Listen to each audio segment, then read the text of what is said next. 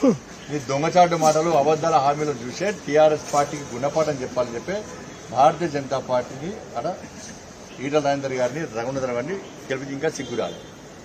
మరి ruling party ఏమన్నా కేంద్రం ఏమేమి నిధులిచ్చిందో గ్రామానికి మండలానికి నియోజకవర్గం వారిగా కేంద్ర ప్రభుత్వం నరేంద్ర మోడీ గారి నేతృత్వంలోని భారతీయ జనతా పార్టీ ప్రభుత్వం ఏ గ్రామానికి ఏ మండలానికి ఏ నియోజకవర్గం ఎన్ని హామీలు ఇచ్చింది, ఎన్ని నిధులు ఇచ్చిందో పూర్తిసారి స్పష్టం చేసిన తర్వాతనే ప్రజలు కేంద్రం కేంద్రం ఇచ్చింది తప్ప ఇలా టీఆర్ఎస్ పార్టీ ప్రభుత్వం ఒక్క పైసా ఇవ్వలేదు.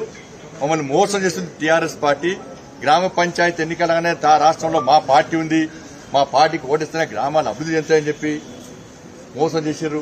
మున్సిపల్ ఎన్నికలు వస్తే కార్పొరేషన్ వస్తే మా రాష్ట్రంలో మా పార్టీ అధికారులు ఉంది, మాకు ఓటేస్తేనే నిధులు వస్తాయని చెప్పి టీఆర్ఎస్ పార్టీ మోసం చేసిన గుర్తించే గుణపాఠం చెప్పడానికే ఈరోజు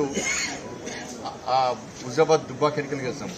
హుజాబాద్ దుబ్బాకలో గెలవాలని చెప్పి మేము కోరుకున్నాం, ఆ నియోజకవర్గ ప్రజలు కోరుకున్నారు, టీఆర్ఎస్ పార్టీ నాయకులు కూడా కోరుకున్నారు. ఎందుకంటే హుజాబాద్ దుబ్బాకలో గెలుస్తున్నాయి కదా, ఇవాళ మీకు ఇంత అపాయింట్మెంట్ ఇచ్చింది. లేకుంటే మీ వాళ్ళు తెచ్చాడు కేసీఆర్ ను మునుగోడు నియోజకవర్గంలో ఒక గ్రామానికి ఇన్ఛార్జిగా తీసుకొచ్చిన ఘనత భారతీయ జనతా పార్టీని, భారతీయ జనతా పార్టీ కార్యకర్తలది, హుజాబాద్ ప్రజలది, దుబ్బాక ప్రజలది, జేహెచ్ఎంసీ ప్రజలది. లేకుంటే బయటకు వెళ్తున్నారు ఆయన.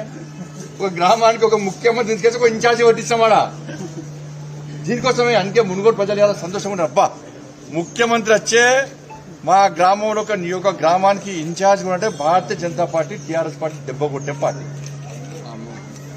ఫామ్ హౌస్ నుంచి ప్రగతి భవన్కి వచ్చిండు, ప్రగతి దేశం పట్టుకొని తిరిగిండు, ఇంకా ప్రపంచానికి ఒక మందికి వచ్చి మునుగోడు గ్రామానికి పెట్టాం రాష్ట్ర ముఖ్యమంత్రి. హాయ్ ఫ్రెండ్స్, మా టుడే టుమారో యూట్యూబ్ ఛానల్ చూస్తున్నందుకు చాలా థ్యాంక్స్. మరిన్ని లేటెస్ట్ వీడియోస్ కోసం వెంటనే సబ్స్క్రైబ్ చేయండి. అలాగే ఈ బెల్ ని కూడా రింగ్ చేసేయండి. మా నోటిఫికేషన్స్ అన్ని మీ మొబైల్లో వస్తాయి. అలాగే మా వీడియోస్ మీకు నచ్చితే లైక్ చేయండి, షేర్ చేయండి, నచ్చకపోతే కామెంట్ చేయండి.